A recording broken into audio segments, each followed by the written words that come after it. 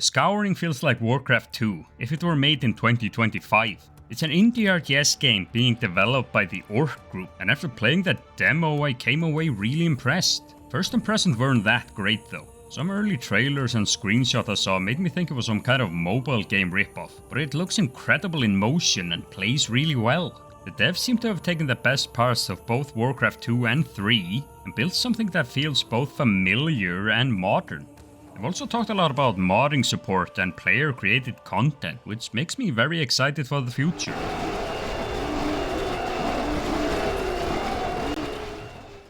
Gameplay wise, it plays like a very traditional RTS game. If you played StarCraft or Warcraft, you'll feel right at home here.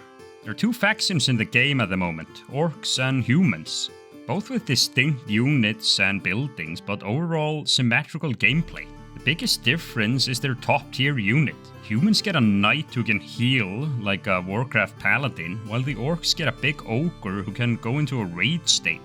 The two resources in the game, gold and wood, are finite, so you'll eventually have to expand your base. Like in Warcraft, trees are removed when chopped down, so you have to be careful not to accidentally create a back door into your base. You also have to worry about food. Food is generated by farms. The more units you have, the more farms you need. If overextended, you'll get a warning at the top of your screen and your troops get penalized. The Scouring also has a day-night system, similar to Warcraft 3's. It both reduces visibility and looks great visually, as the world shifts from day to night and then back again. Job's done. At night, hordes of undead start attacking. They'll roam the map at random or head straight for your base, and the spawn rate increases as the match goes on, so they stay threatening throughout. Really like this system. It adds a different kind of tension to the game without messing with the pacing too much. It can also be turned off entirely if you don't want to deal with it. Another detail I really liked is that more of them spawn in recent battle sites. It's a small touch, but keeps the map feeling more alive in my opinion. And that leads into the combat. Armies in this game can get massive.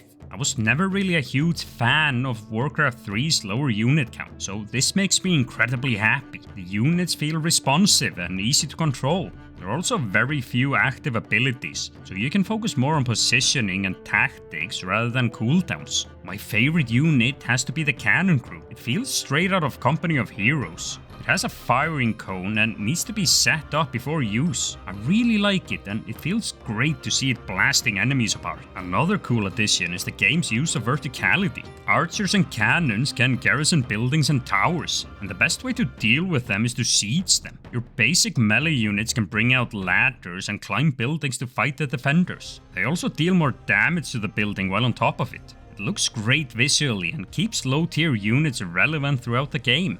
This is all elevated by the game's fantastic animations, ragdoll effects and visuals. Combat looks and feels brutal. You see soldiers raising their shields to block arrows, units getting blown apart and flying all over the place, and you can actually hear the distant echoes of cannons being fired.